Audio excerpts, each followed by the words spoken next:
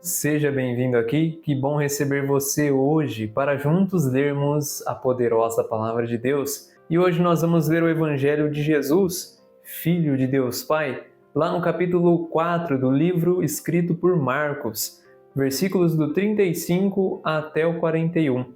Agora, prestemos atenção na leitura. Naqueles dias, ao cair da tarde, Jesus disse a seus discípulos: Vamos para outra margem. Eles despediram a multidão e levaram Jesus consigo, assim como estava na barca. Havia ainda outras barcas com ele. Começou a soprar uma ventania muito forte e as ondas se lançavam dentro da barca, de modo que a barca já começava a se encher. Jesus estava na parte de trás, dormindo sobre um travesseiro. Os discípulos o acordaram e disseram: Mestre, estamos perecendo e tu não te importas?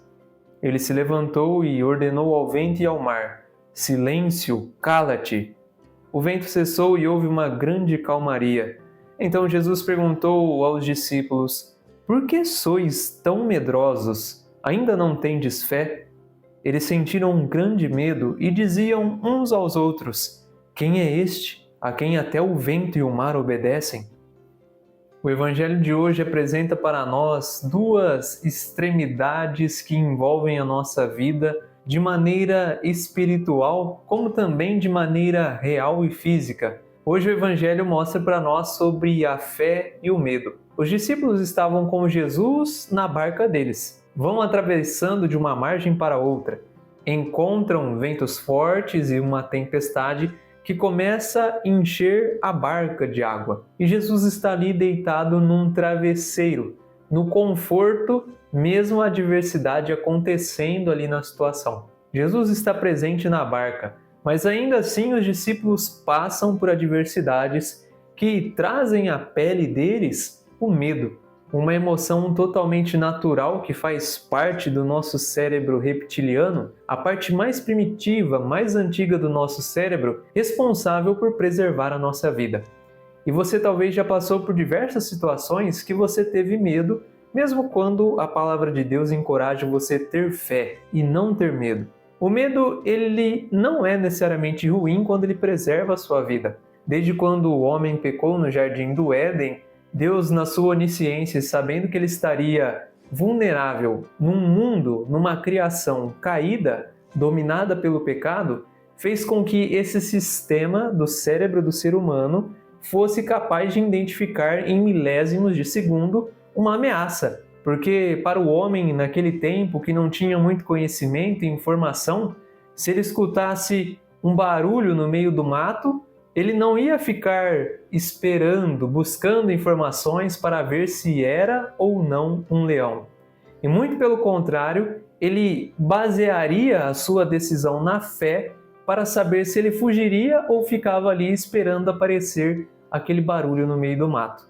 Portanto, Deus instalou esse sistema em nós, não do medo, mas do nosso cérebro reptiliano, para preservar o templo do Espírito Santo. Deus sabia que nós enfrentaríamos coisas que colocariam o nosso corpo físico, templo da nossa alma e espírito, em risco.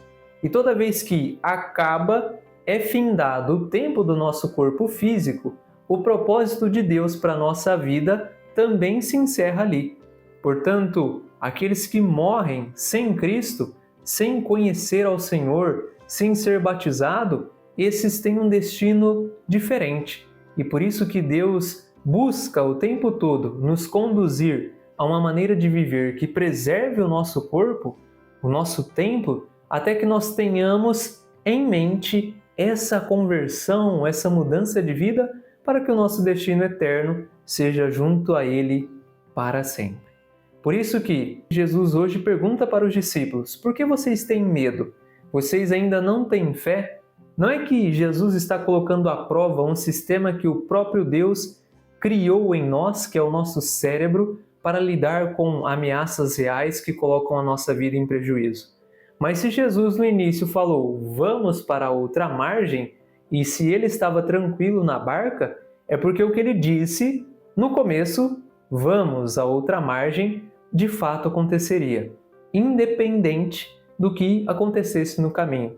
Por isso que a palavra de Deus nos convida a ter fé, na palavra de Deus, no que o Senhor diz, porque se Ele está conosco, se Ele disse, podemos confiar mesmo sem ter provas. Até porque a gente não controla tudo, nós não controlamos o bater do nosso coração, o respirar, como seremos recebidos pelos outros, como nós poderemos agir daqui 15 minutos, necessariamente falando.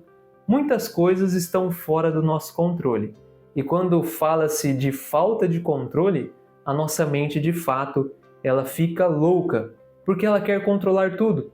Porque onde não há controle, há incerteza. E onde há incerteza, há morte. A morte que prejudica o nosso tempo físico e que finda o nosso tempo nessa realidade, culminando assim, de certa forma, nós perdermos a oportunidade de vivermos para sempre com Deus. Por isso que você possa, todos os dias, confiar na palavra do Senhor, ter fé na Bíblia, mas viver preservando a sua vida para crer no Senhor Jesus, ser batizado, confiar nele de todo o seu coração para que o seu destino eterno seja junto a Ele para sempre.